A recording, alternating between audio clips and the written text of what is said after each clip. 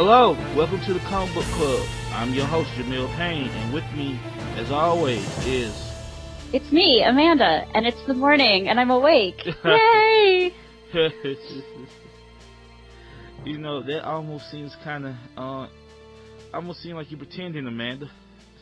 I heard once that if you pretended to be happy for long enough, you might just accidentally become happy. I mean, it doesn't help when, like, you know, your co-host is a slave driver.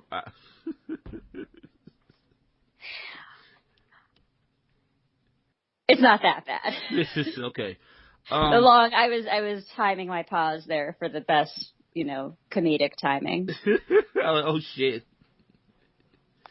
Okay, so Amanda, the reason I called you in today, like, this is a special episode. You know, I think this is something me and you are both sensitive to, like, as being, like, a black person, me, and you being a woman, you. Well, it's funny because you're saying that we may be more sensitive to gatekeeping or toxic behaviors in fandom because we're not, like, the stereotypical target demographic. But honestly, we can be sensitive to those things just because we're not complete assholes. That is... like, it's like, okay, yes, like, I notice these things because they happen to me a little bit, but it's also just like, at some point you reach, and this is something I may argue as we keep talking, but I think that this behavior, this sort of shutting other people out of things that you love, keeping it for yourself, I feel like that's a behavior that a lot of people outgrow at some point. You would think. Right, and I feel like a lot of adults can just kind of relate to this is really immature behavior, and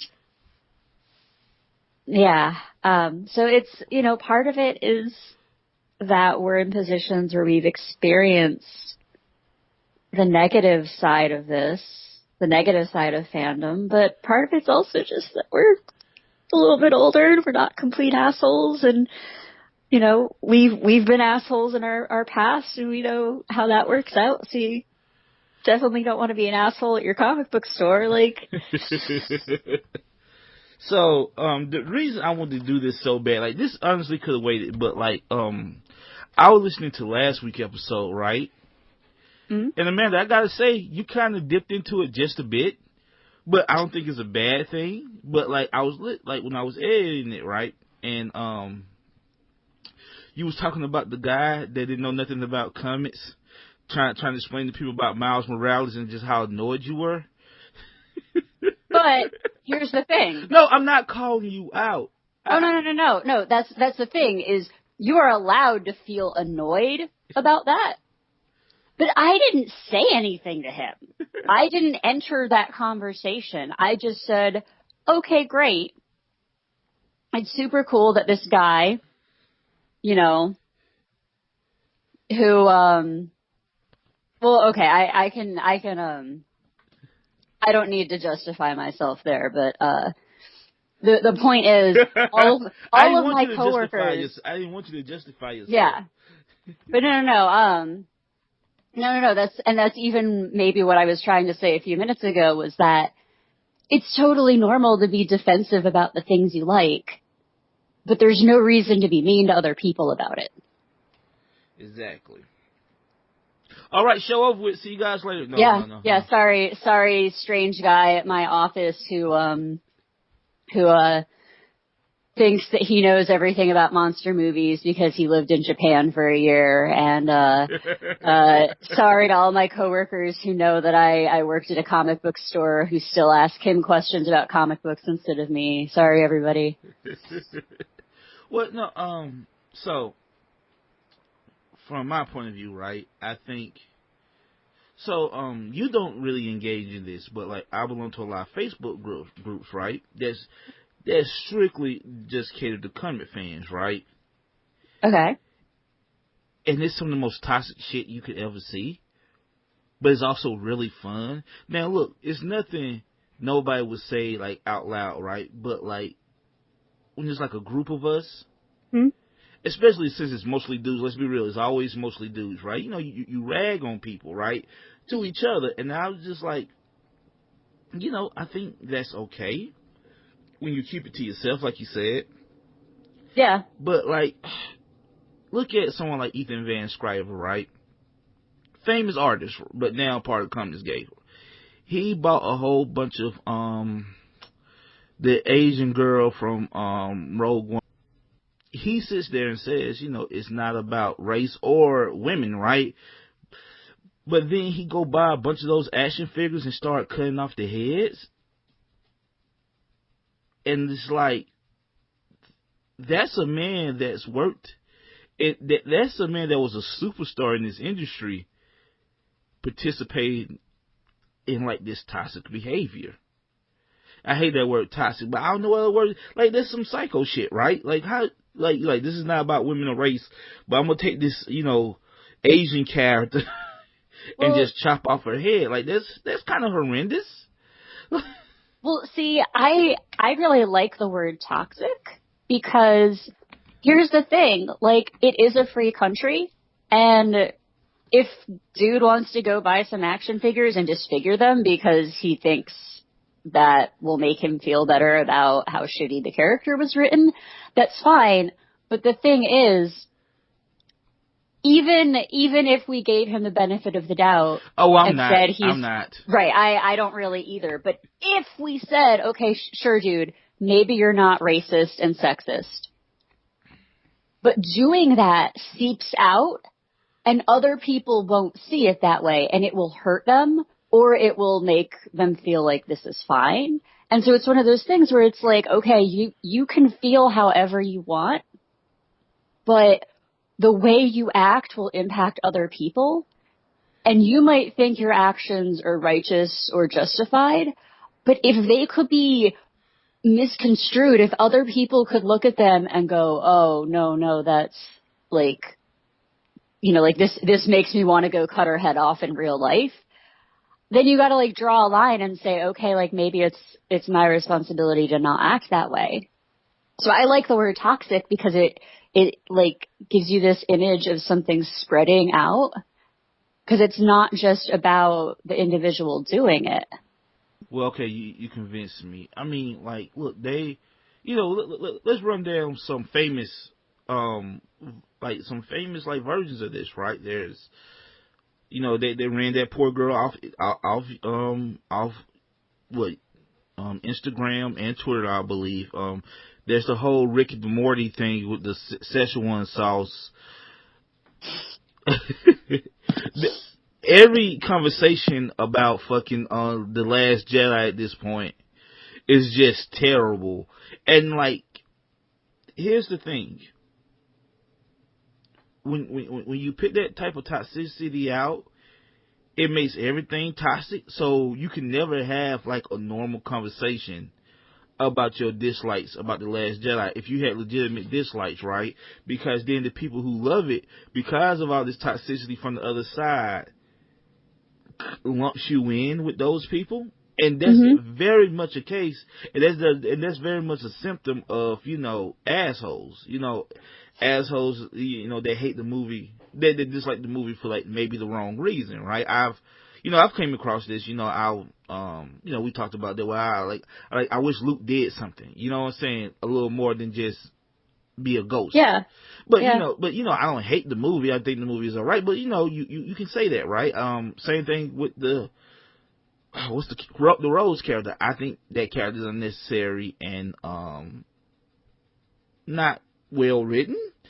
And like I said this online, and I got attacked saying, you know, I'm racist and I hate women. And I'm like, no, that's not it at all. But the reason those people do that is because the other side is so strong. They feel like they have to push back hard. So even if you come respectful with your criticism, they no longer want to hear it. But I don't blame them, because that's just where the discourse is now, right? Yeah. And like, I think that's, again, like you said, toxicity, it just seeps out over everybody, and no one can have a reasonable conversation. Now,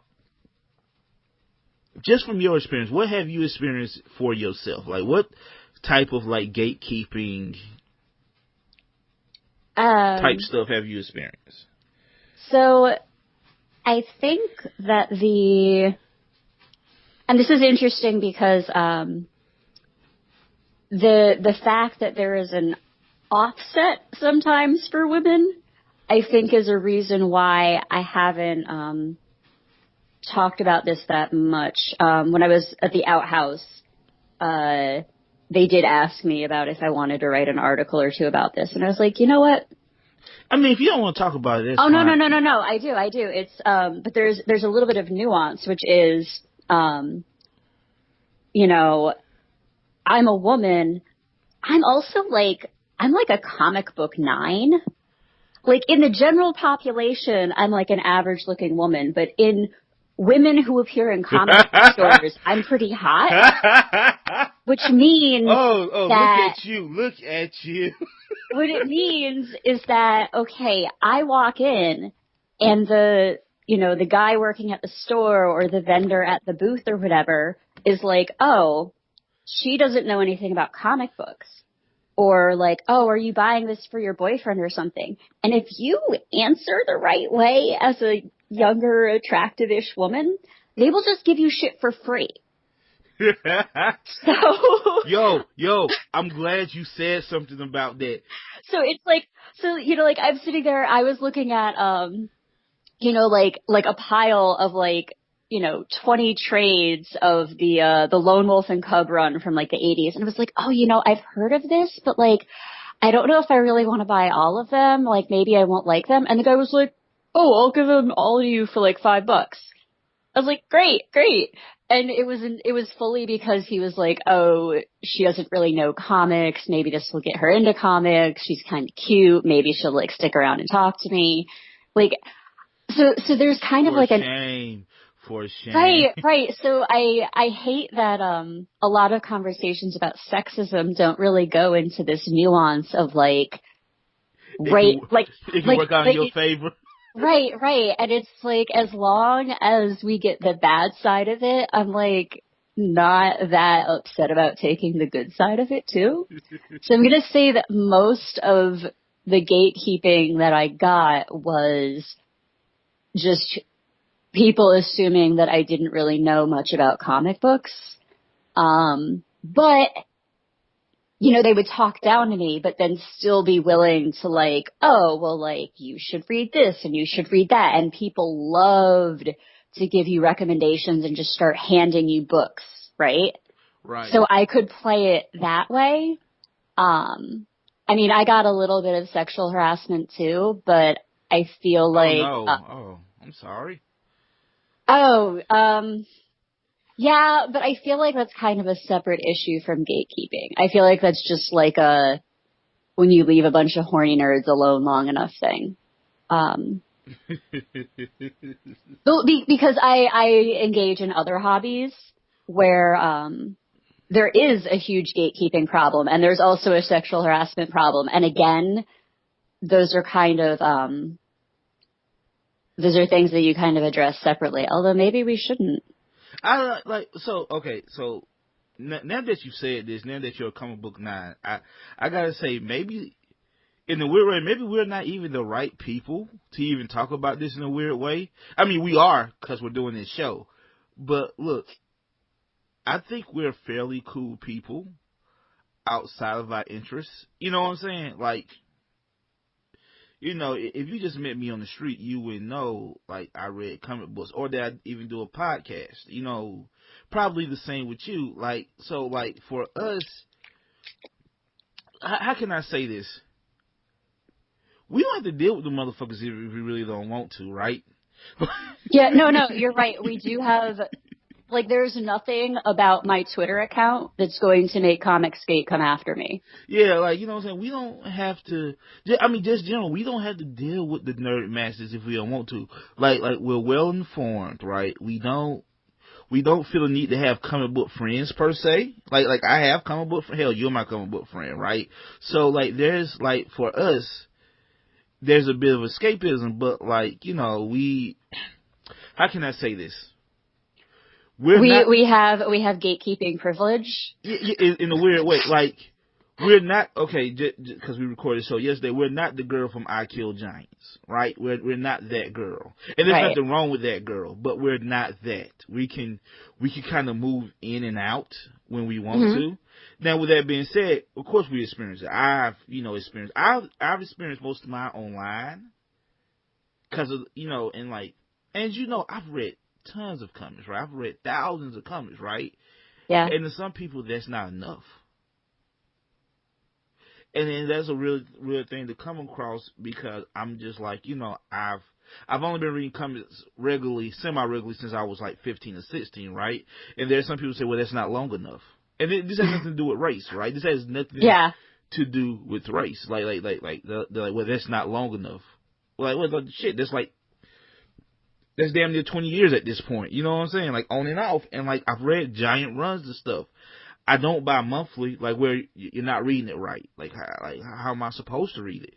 And that's just a weird thing to come across, because I could talk intelligently about comics all day. Like, I could literally talk about comics all day. Hell, we have talked about comics all day. But for some people, that's just not enough.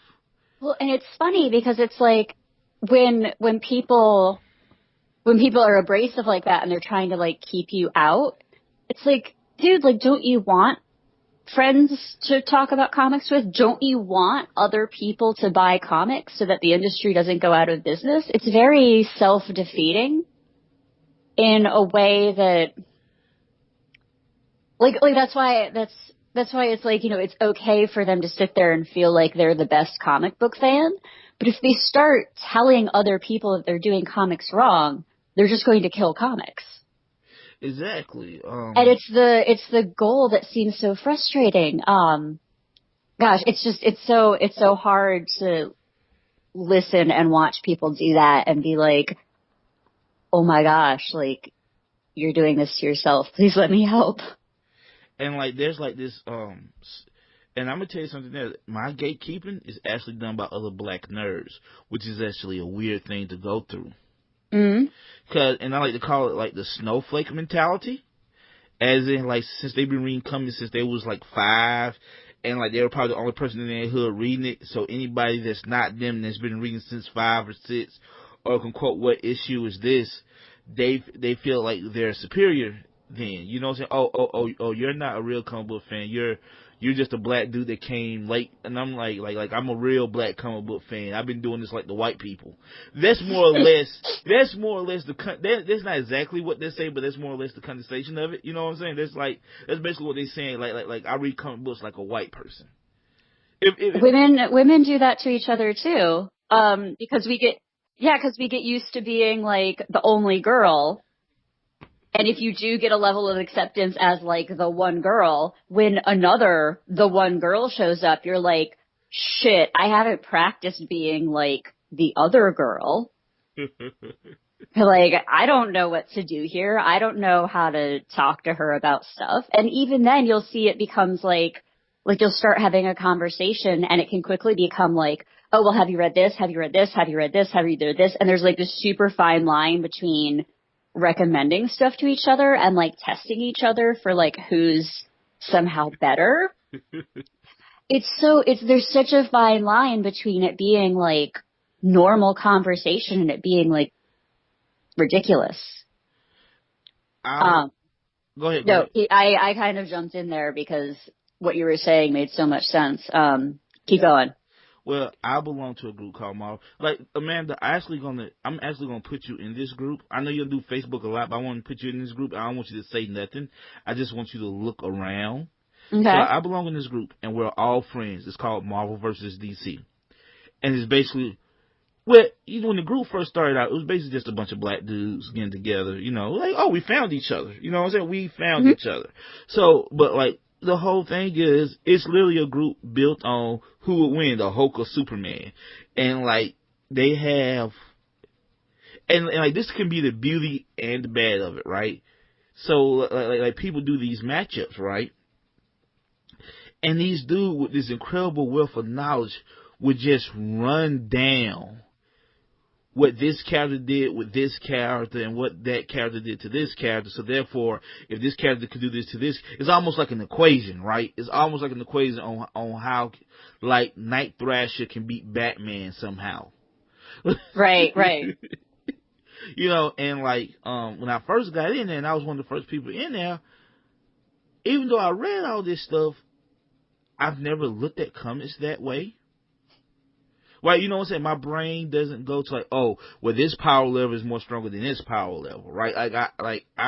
What I realize is, you're a story guy. Yeah, what I realize is and I'm not saying they're not story people. Like, of course they're like story. They read comic books, right? But my brain wasn't set up for that. So when I would get in these debates, I would just get yelled at. Because eventually it just gets so granular, and they can get like granular and like minute and like minutia and all that, and it just like, and like I personally get frustrated, like, you know what, all this shit written any fucking way, none of it is real. Where Batman got beaten by this person, yeah, but Batman also beat Superman before, so like it's just it doesn't even matter, right? It's just whoever writes it, right? And like, they yell at me and say, well, Jamill, that's not fun. You're supposed to have fun with it. But how can you have fun doing something when like people power levels varies from writer to writer? Like, one issue, Batman can beat the Flash somehow. The next issue, some thug can knock him out with a plank. I'm just using him as an example. But like, even within that, right, there's like this level of toxicity, and like, and also there's the alpha nerds. I don't know if you ever met them. Yeah. Who love comic books, but they still want to be manly at the same time. Like, that's a really weird one to come across. You know what I'm saying? Mm-hmm. And it's just like, you know, and like me personally, I could almost fall into that, but I don't, cause like I like having new people. But like there are the alpha nerds where like they're really comic book knowledgeable per se, but they also want to be the biggest D-bag ever for whatever reason. Like, they want to establish their dominance. Yeah, I'm a nerd, but I'm also manly. It's weird, man. It's fucking weird. I always felt like those guys were like that they had been bullied for reading comic books or something, and that they were like gym bros because they were working out so that they like will never get beat up again, and they like feel like they have to walk around preemptively, like, you know, getting bullies off their back. I have a very specific image in mind of one of my old customers who is like the comic book gym bro that I'm picturing. Oh no, definitely, right? But you know, and it's weird too, because they will like definitely like participate in that type of like toxic activity, like gatekeeping, right? Mm-hmm. And like they'll threaten you, like you know, they will threaten you straight up, like, I'll kick your ass, like, I'll come to where you live and kick your ass. Like, whoa, dude, like, how dare you say Thor can't do this? But at the same time, though, it's a beautiful thing because, again, we found each other, right? And we're all friends. We all support each other. Some of my best friends are in this group, but, like, you can get down to that, like,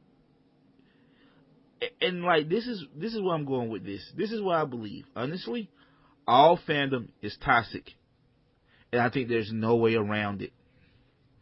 I think, I know that's, like, super depressing, but, like, at the same time, is there a fandom that's not toxic? Like, not even like nerd stuff, right? Look at sports dudes, right? They definitely can be assholes. You know what I'm saying? Like, I was gonna say, I think it's actually a function of size. Okay. Of how I think that it's a rule that once you have a certain number of people, that it like, well, because, okay, so you know how I'm trying to argue that like some part of this defensive reaction is like natural and okay. It's just like how you express it that becomes really bad. Right. Like when you can't like behave yourself, when you can't like cope without being mean to other people. I've worked in departments before where like I'm usually brought in pretty early because I learn quick, so I don't need other people to train me. And I've seen like projects or departments as they get bigger, people will, their behavior will shift as the group changes. And some people will end up in the role of that horrible person who brings everyone down.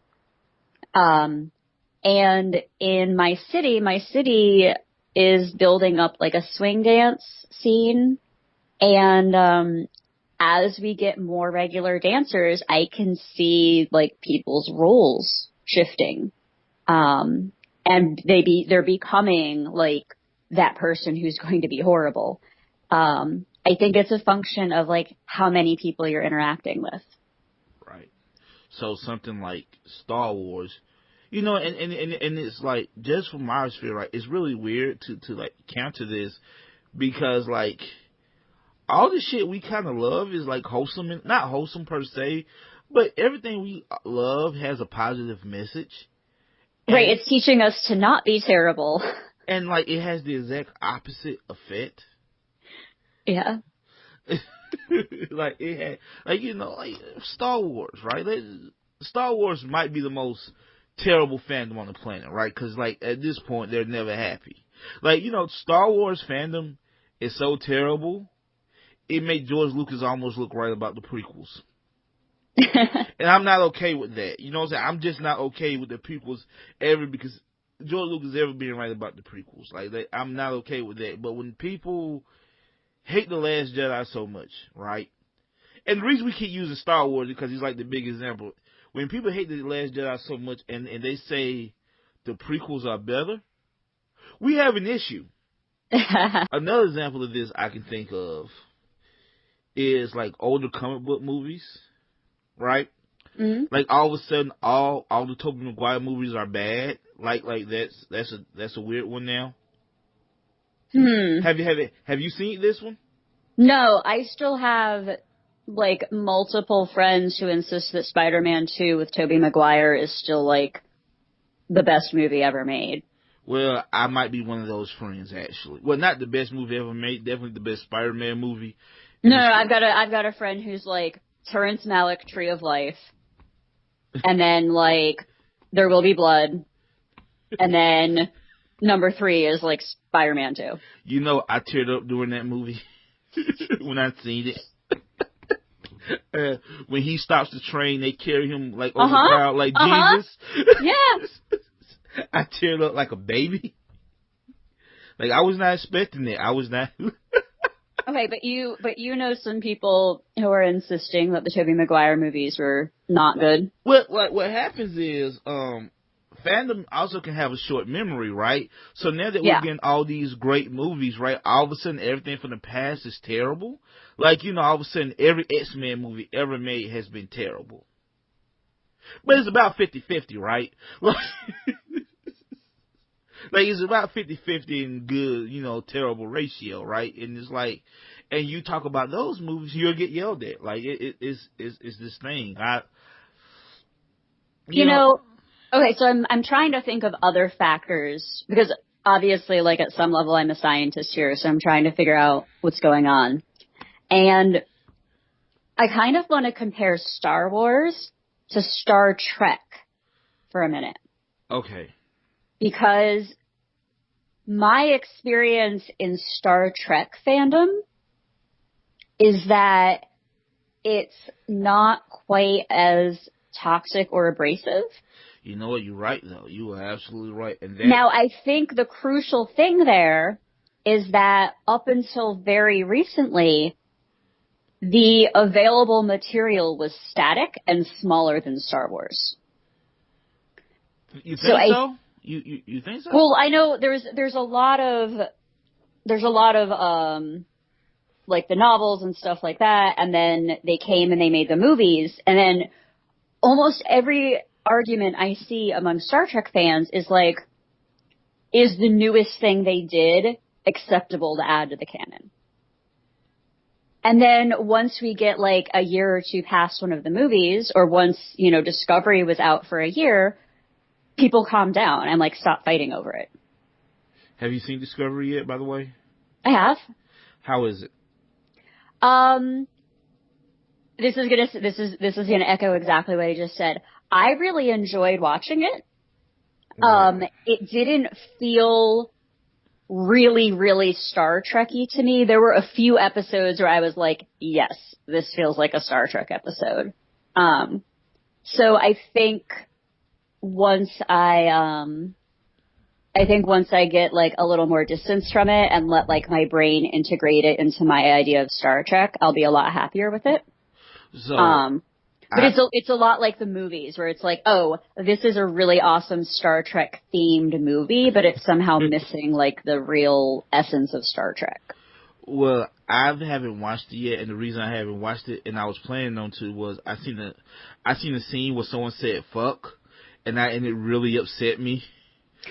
Yeah, exactly. That's kind of exactly it. Is it's like, oh, I really like the characters, but I do not believe any of them went to the Starfleet Academy. Like, I'm like, they're missing like whatever pseudo military discipline all of the characters are supposed to have.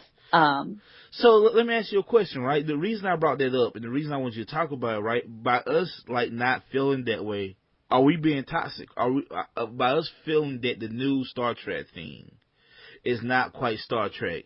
Is that us being like terrible fans? Well, okay, so I brought that up because I was trying to make a point that I think that the toxic behavior is a function of how many people there are and also how much change is going on in the fandom. And so like comic books has like new shit coming out every single week. So there's constantly churn and people are having to constantly like update their idea of what comics is. Right. And so I feel like Star Trek is more of there's less change, so it's a little bit friendlier. Okay. I don't think it's toxic to say, hey, this new thing is different. Like it's going to take a while for like me to mentally update my idea of what Star Trek is. Toxic would be saying like, oh, like the actress who played the character who, you know, like is the Black Vulcan lady should die because her character was stupid and bad and Spock doesn't have a sister. Well, Spock doesn't have a sister, but that has nothing to do with her being black or a lady. Just. I mean, Sarek adopted her, so like she considers Spock her brother. Well, my problem with that is. But like the point is, there is a way. Yeah, like, there's and this a way, is what right? you were saying earlier. There's a way to say like, oh, this was really fun, but it doesn't quite feel like Star Trek. And being like, you are not allowed to post in the Daystrom Institute subreddit unless you agree that Discovery is the best Star Trek series ever. Like, you can express your opinion without hurting anyone. Well, okay, so let's go to the other side of like terrible fandom is like the ones that love everything, right? The enthusiastic ones, because they can be terrible too. Okay. As in nothing they can do would ever like nothing like they ever do with the franchise would ever be wrong. And if you don't love it, obviously you're just old and outdated. You know what I'm saying? Like there are those people, and like just the we were talking about women in fandom, right? I see a lot of women over the years like that comes into the online groups for comic books, right? Mm-hmm. And like you said, they're real nice to them. But what happens is they immediately adopt that same shitty behavior. Immediately, right? They immediately adopt that same. As soon as they're accepted, they immediately adopt that same shitty behavior, and they get more hardcore. And they get more hardcore than the dudes. But like, there is. I know I was talking to this one person about the Aquaman movie, right? Mm-hmm. And I was like, I really like the Aquaman movie, but I had problems with it. And this person got really upset with me. And I see this a lot. You know what I'm saying? Like, I don't quite, like I don't have to be enthusiastic about everything a company puts out. Okay. In fact, I think if you can if you can be critical of something and still say you like it, that means you really liked it, you know? Yeah, exactly. Like, it's the difference between your cat loving you and your dog loving you. Like, dogs love everything. Who cares if a dog is friendly to you? But, like, if a cat is friendly to you, you know you earned it. Right? So like, I try to be like a cat where it's like, I want you to know that I thought about it first. That is an interesting point because you can sort of go the other way. And like if you hate everything or you love everything, it's just either extreme is bad. So let me ask you this. Can people defending stuff be toxic? I think I'm going to step away again from like focusing on the people and focusing on the effects of their behavior. Okay. Because defending something like on its own is probably fine, but if you're creating an atmosphere where like it's going to be like dangerous or upsetting or worse for other people, then it probably isn't important enough. Because, like, I seen this with the new Thundercats reboot that's coming out. I'm just using examples. I'm just throwing out examples. I seen this with the Thundercats reboot that came out. Like, a lot of people not feeling it, me included, right? But even though people wasn't feeling it, the most vitriol I seen were from people defending it, and that's really weird. Like, well, that may be because you weren't seeing like the worst of the people complaining about it.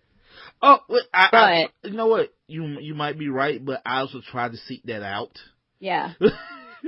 Because I'm morbid like that. Because I want to see like the backlash, right? And I've seen a lot of people really not feeling it for whatever reason, right? Like I'm not feeling it. Like I was a big fan of the 2014 series that came out, and like this Steven Universe team. Oh yeah, well I was a fan of the original one, Jamill. I like the old one from the 80s. Ha. Yeah, I mean, no, I like that one too. I actually like that one too, but like this. Well, I liked it better. Yeah, exactly. I liked it first. But this chibi style, like looking like I don't like this, and like again, I seen people express that opinion, like I just don't like this. I'm not feeling this. I don't think this Thundercats. And I seen people on, especially Twitter. Twitter. We're going to get to that, right? I see people on Twitter attack people who just said they wasn't feeling it, they didn't think this was Thundercats, and there was no like vitriol in what they were saying on why they don't like it. They said, I don't think this is Thundercats, I don't feel it. And like the insults that they got, right? Like, oh well, you're just a man baby. Like that's another thing too, is the people defending stuff, the quote unquote good people, are real quick to dip into those nerd stereotypes for insults, even though they would absolutely dislike that for themselves, right? I give you an example. Take a drink, Amanda, of your coffee. Ghostbusters 2016. Woo, drink. Right? And like this was from like Melissa McCartney, but it was from a lot of people, right? The amount of like man babies, you need to grow up. You've never had sex with a woman. You need to get out your mother's basement, right? And that's from the quote unquote good side, right? So like they are still like participating in this toxic behavior, even though they quote unquote on the good side. And I find that strange too, that you wouldn't want anyone to do that to you, to stereotype you, right? But like you don't mind using it as an insult against these people who dare say they don't like Ghostbusters 2016. Yeah. Or anything, right? Like I said, I've seen this with Thundercats. I see this with a lot of things where like the insults are, oh, you just don't like women because you've never had sex with a woman. That's why you don't like Ray. I feel like maybe it's just the high road doesn't have guardrails on it. So like you can start out trying to be like, no, like I'm not going to engage, or like, no, I'm not going to like stoop to their level. But I feel like it's really difficult to not. It's really difficult to defend yourself in a way that, without enough context, is just as bad. Exactly. I don't know. It's funny because earlier when you said you thought that maybe because you and I can like pass as normies, we maybe don't have as much relevant input for this, but I think that that actually makes us perfectly suited to, in some ways, be the people who help with this, because we have a little bit of experience with it, so we can relate, but we also have the distance where we can, see the bigger picture and see what's going on. I don't know. I mean, I don't spend very much time in my store anymore, but when I do go back, I like don't let people be shitty. And I wonder. I don't know. Is there? And I wonder, is that one of the reasons why I just don't go comic book shops like that? Like, I don't know. Like I wonder, like, is there's like some like weird deep fear in me where I'm just like, I just buy this online. Like, I'm not saying there is, but I'm thinking about it, right? Like I don't go comic book shops. If I do, it's to look for toys. And like, I wonder if that's part of the reason. Is like, I'm just scared of reactions from people. Cause I come in and like, fucking Jordans and polo and shit. I know I get looks. I get looks in other type of stores. So I can only imagine the looks I get when I go, into a comic book shop, right? Like, is he stealing? Is he really here for comic books? Like I think about these things. And that's a larger conversation about like just society in general, right? But I wonder, is that why? Like, I just stick to my like comicsology and Kindles, you know what I'm saying, for my comic book reading. Yeah. Because it's just a safer space to be. Yeah, that's such a shame. There's a store that I go to down in DC sometimes. That is run mostly by women. Oh, sweet. And is also, the staff, I believe, is at least half black. And they do like events. Like their thing is, there's like, okay, everybody can order comics online. They get people into the store for events, and it's not just stuff like, oh, we're going to have signings, but they do, I used to go for their ladies' night, and they would. And I'm feeling right. Oh, go ahead. Yeah, they would close the store early, and people could come in and like buy. The rule is they could come in. So any male presenting customers had to be accompanied by a woman if they wanted to stay. So men were allowed to be there, but they had to be like a +1. But Amanda, I know, right? Isn't that reverse sexism? Like, shouldn't men be in there? Whatever. And then if men came in and wanted to buy something, like they could come in and buy something and then just get out. So it was like a ladies' night, and we would have food and we would have music and we would just like hang out, and they would also have like Kelly Sue DeConnick used to Skype in. Sweet. And like, so they would have like female creators would just like call in and be like, hey, and like, we could like ask them questions about what they were writing or like how their day was. Also, like anytime a creator is just like passing through DC for something else, because like there's a lot of airports right there, they would sometimes stop by and do stuff like that. They had a ton of events for John Lewis's March was like super popular like a year or two ago. Like it was just selling out everywhere in the area. Like they could not keep it on the shelves, and they had like a whole bunch of events with Senator John Lewis, and they started like a salsa night where they like push all the tables to the side, and like super nerdy people can do like a little mini dance class and then like go out afterwards. People host podcasts from the store, like live-ish. They do all sorts of like Q&A sessions over Skype. Like I went, they did a Chip Zdarsky one, and they just had him like up on the projector the whole time. I don't know. It's just, they do like a lot of very cool stuff to get people into the store. And it's such a shame that like not more places try to focus on like the atmosphere like that, you know?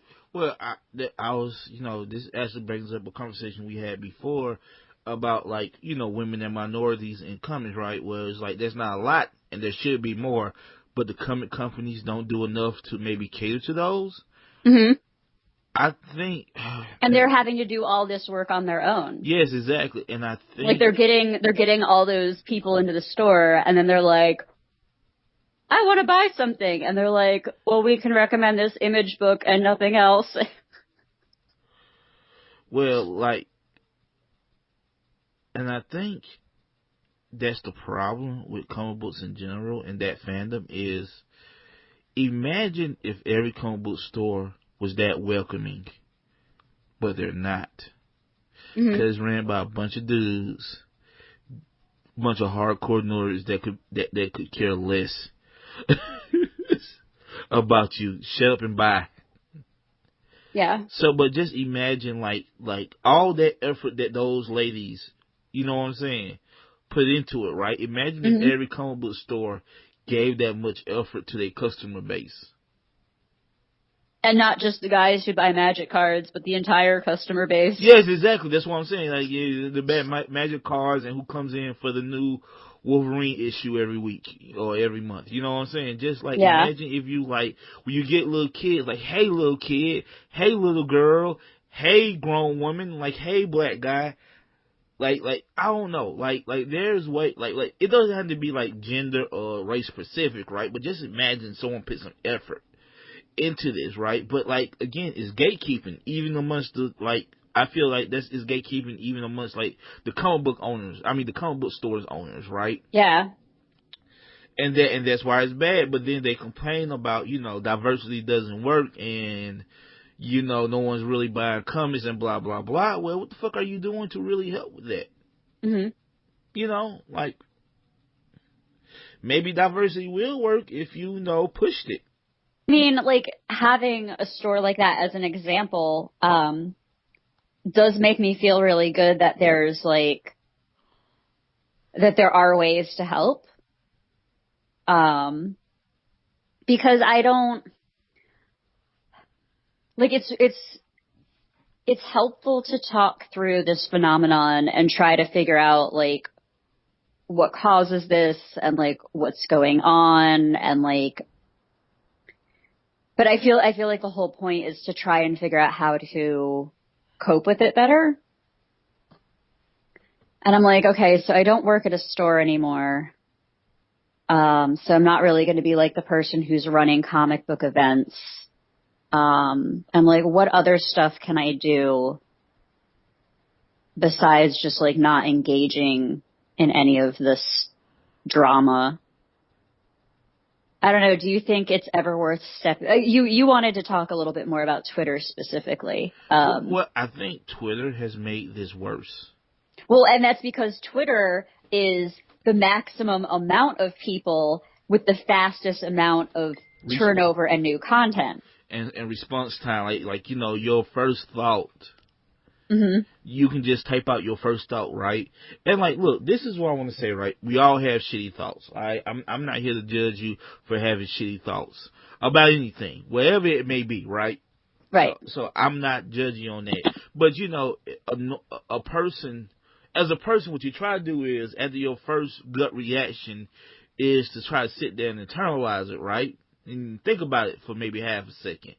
But when you have a platform where as soon as you think something, you can type it, you know what I'm saying? Maybe so many like comedians and directors wouldn't be in trouble if they took 2 seconds to think about that tasteless joke they're about to tweet out. But like, since you have this platform that's so huge and like everything is instant, like it's just like, I don't know, I just believe Twitter has made everything worse and everything more heightened. It definitely has exacerbated like a lot of problems. But I'm going to try to find like a silver lining here. Look, there's silver linings, right? Like, look at us, Yeah. right? Look at us. We do this show. We do this show specifically because we need people to talk about comic books with on a regular basis, and that's basically what we do, right? We're again, you as a woman, me as a black man, we came together and we create this show, right? And like, that's the dream. That's what we should be doing. So I don't want to say it's all doom and gloom, but it does seem like fandom as a whole is toxic. And like, I just want to say, it's not just a man thing. We talked about women, but like I said, give it time. Since there are more women into comics and geek them openly now, wait until they reboot something in 10 years that women really love. You know, that reminds me, I have not looked up responses to the new Charmed reboot yet. Oh, they haven't been good. They have not been good. Same thing with kind of like the Buffy reboot, but not as strong yet because there's not like any movement yet.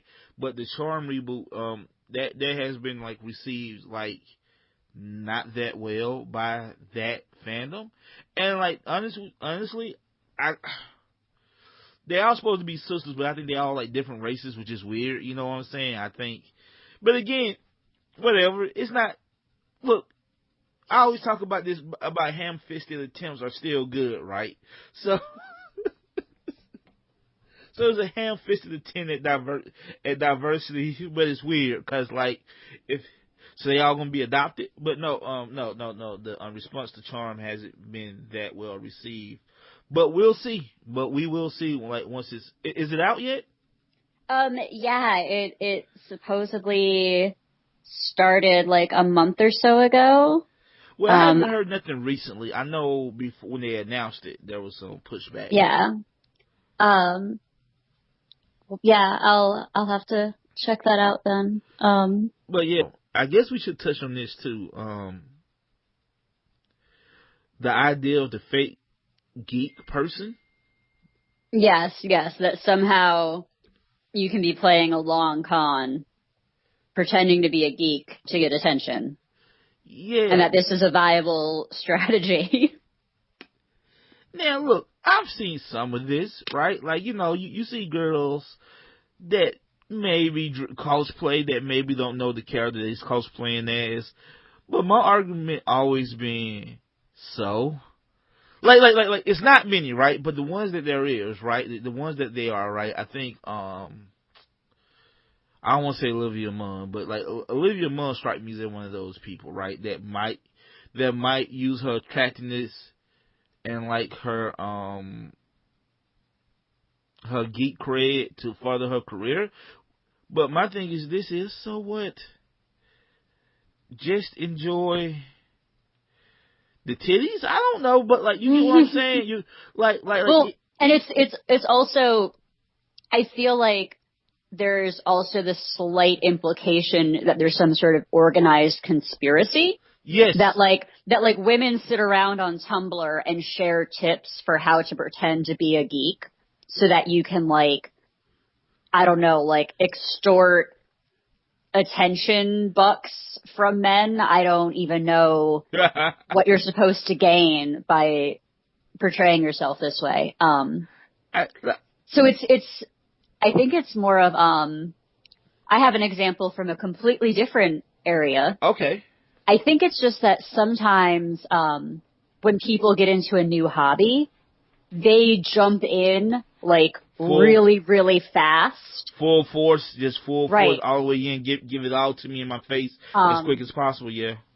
So my husband started curling a few years ago, which is yes, the Canadian, Scottish on the ice, pushing the rocks and sweeping the ice, shuffleboard-esque Olympic sport. And he has traveled with his friends for a few different tournaments. And for a lot of these, they just like mix people together. So you get to meet new people and it's kind of low key. He was on a team with a woman who'd started like 3 months before. So this was her first real tournament. She already had a curling themed license plate, like a vanity plate. And it was like, are you sure you even enjoy doing this? you are like all in. Like she had the gear, she had the outfit, she like had the vanity plate, you know, the matching bag to put all her, like she just went all in. And I was like, you haven't even played like a full game yet. And you are all in. And at some level, it's tempting to be like, oh honey, you don't even know. But at another level, it's like, great, welcome, thank you. Like, But you know. But let's be real, Amanda. Uh-huh. Let's be honest. That shit kind of annoying. Like, no. Well, I will always welcome those people. I will always welcome those people. Mm-hmm. But it's kind of annoying. Like, you know.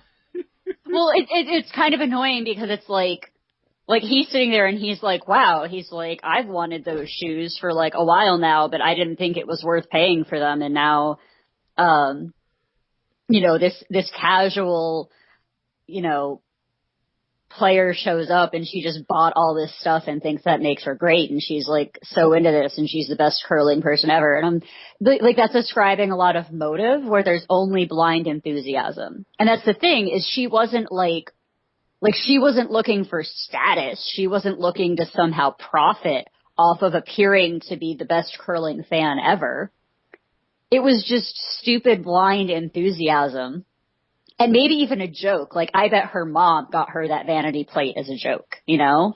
but it carries just such like a really, and a lot of head scratching. A lot of people were just like, okay, so a year from now when you quit, I'll just buy all your stuff lightly used and it'll be great.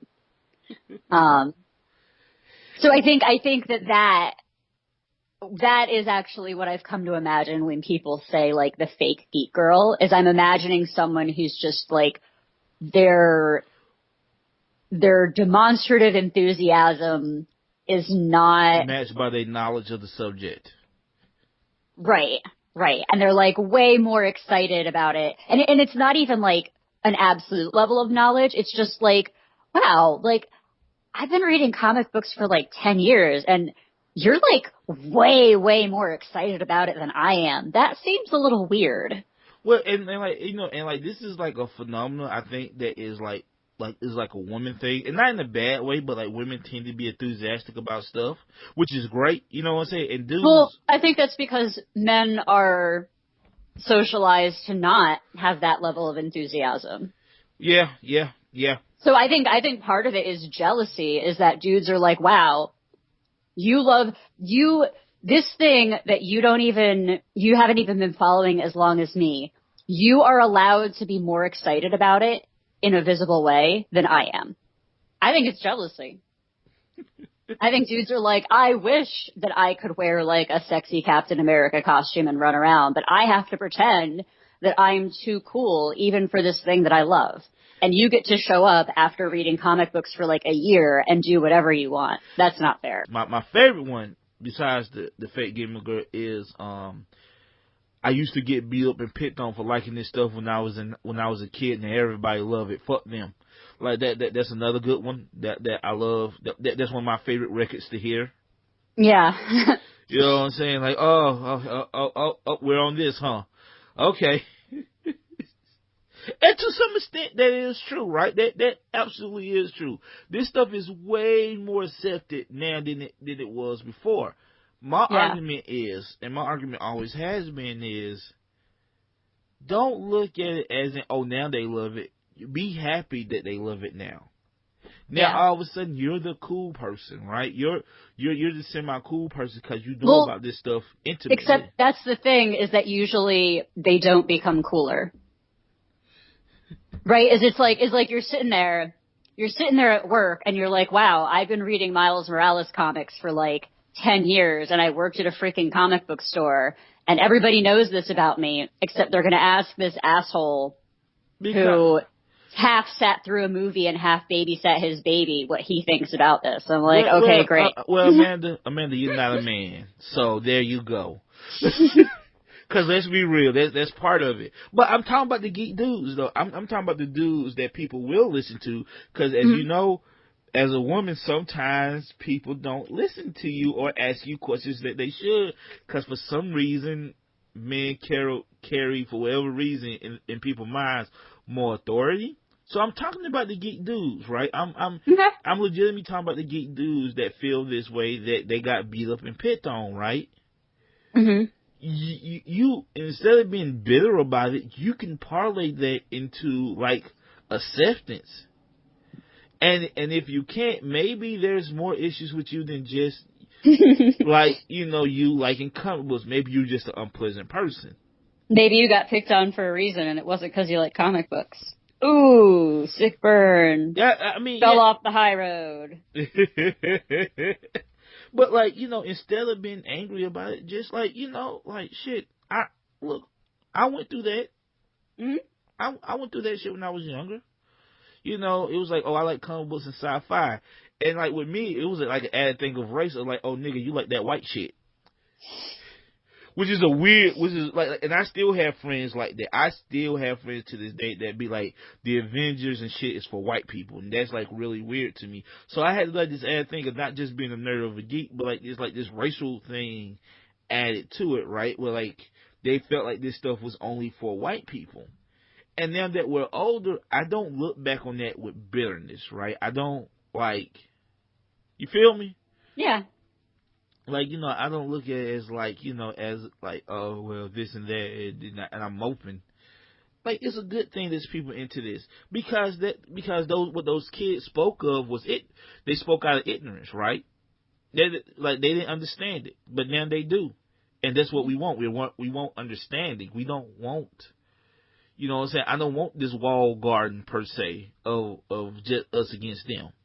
When those dudes say when those dudes when I was younger say, oh, that's that white people shit, they didn't know there was like any real black superheroes or cared, right?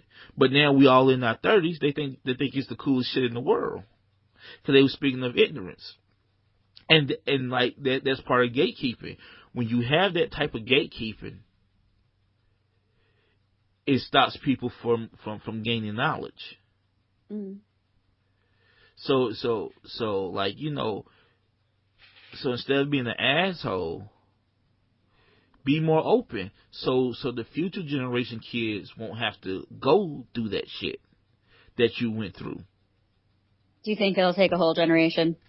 I don't know. Comic book movies. Are we gonna be sitting here doing our podcast when we're 70 going, kids these days wouldn't learn anything about they got 50 million reboots today and they're all the same, and people never change. Look, that's gonna happen regardless. Like, I'm just like look, Amanda, like, I'm 34 years old. I'm already slightly a curmudgeon, alright? But oh, this music these kids listen to these days, it's so violent. It's not like when I used to listen to Dr. Dre. It's way worse today. Like, look, that's gonna happen regardless. That's just the natural fact of getting older. It's just rolling downhill. Yeah, it's just rolling. You know what I'm saying? That's always gonna be. But you know what? That's fine too, because you're always gonna have old people that complain. It's just we're not quite there yet, but we will be within 5 years. And I've just accepted it, right? Jack, right? I'm dealing with that now with Captain Marvel. Mm-hmm. Everybody act like, I've talked about this before. Everybody act like they love Captain Marvel. Nobody like Carol Danvers. For her 50-year history, ain't nobody like Carol Danvers. So don't sit here and tell me now everybody love Carol Danvers. Y'all can kiss my ass. But it's fine though. It's cool. I'll be there the first day to go see the movie, and I would never discourage a kid from seeing it, right? But like at the same time, Amanda, you've been around long enough. What do you know about Carol Danvers? I know she got a kick-ass new costume sometime in the last 10 years that I personally would wear out to go grocery shopping. And I can't wait to see her run around wearing the costume while they play the music and she punches the things maybe. I think she can also fly. Exactly. No. Is that like a really good summary?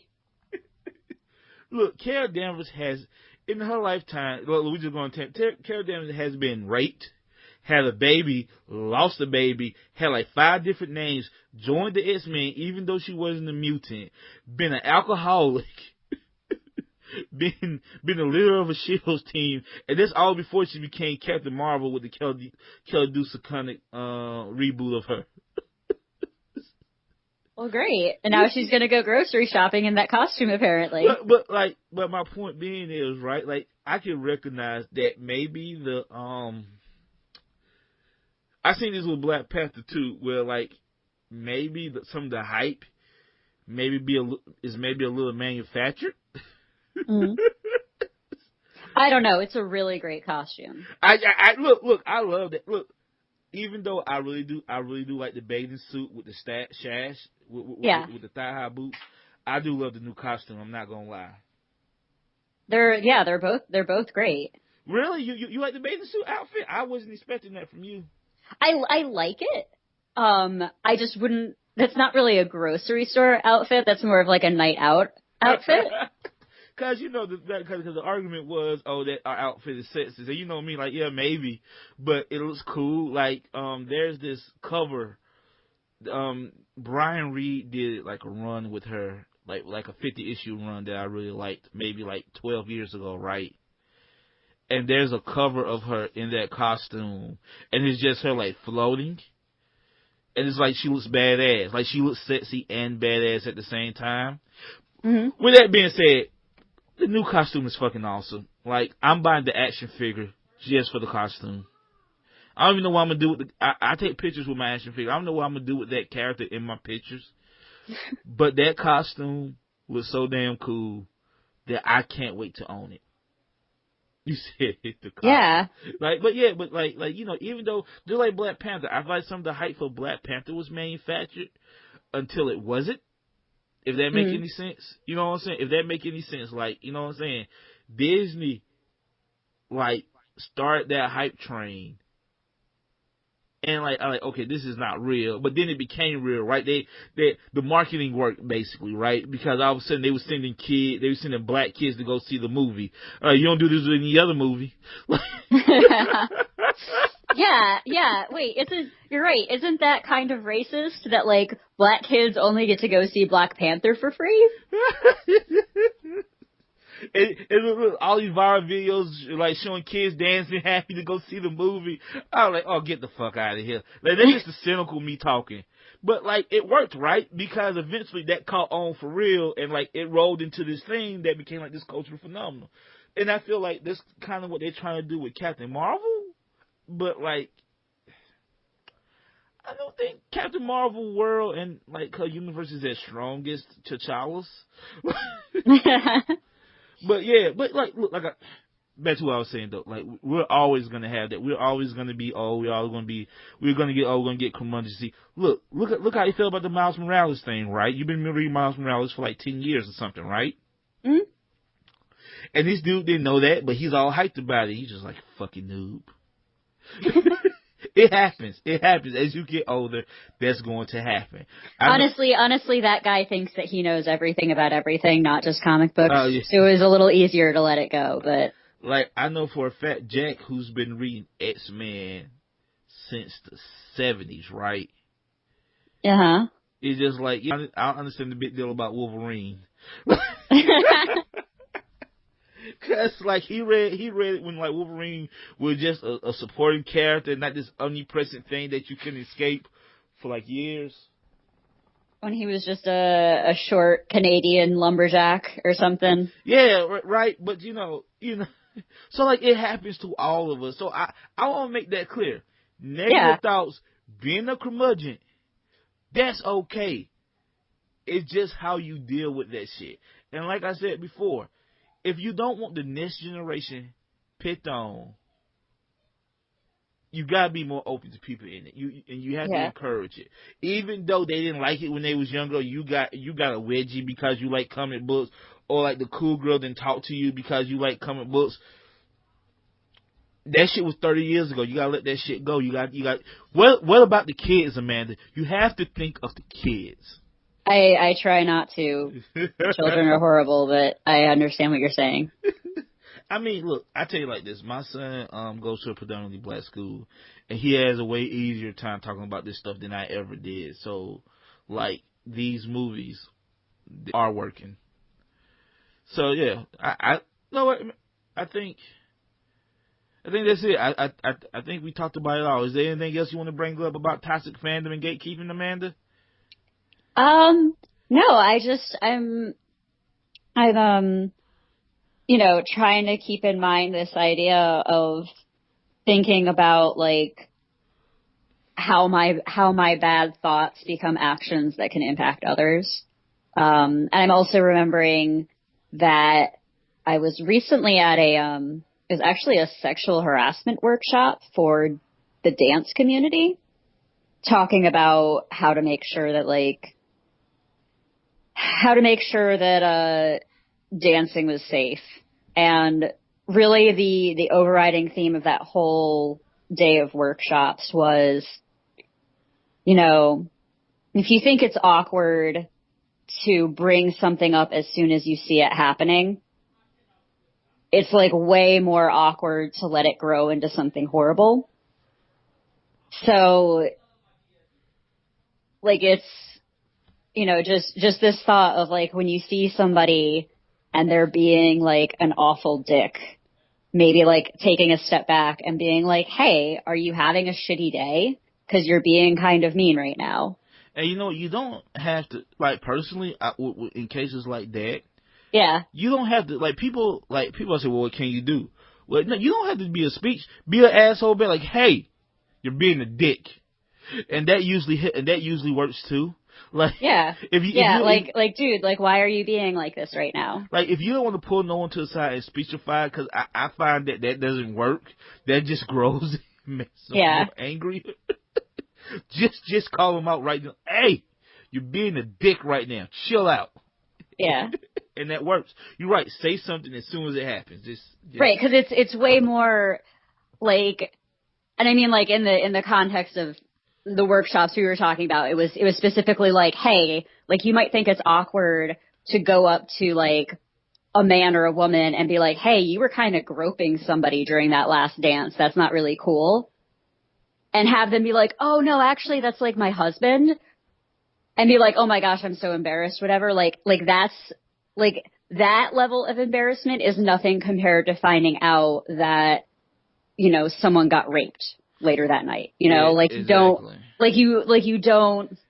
Your own embarrassment at like how the situation is awkward doesn't override like the long-term consequences of not saying something. And you also have to like recognize it when you see it also. Yes. Right. Okay. Well, Amanda, I think this, I planned this to only go like 45 minutes. Well, best laid plans. All right. So, Amanda, I feel like since this episode is going up before the episode we just recorded yesterday, I think we should make another announcement about our Prestige format show that we're doing at the beginning of every month. So we are going to be, in addition to reading standalone story arcs, we're also going to look at a few different series that have beginnings, middles, and definite ends over several volumes.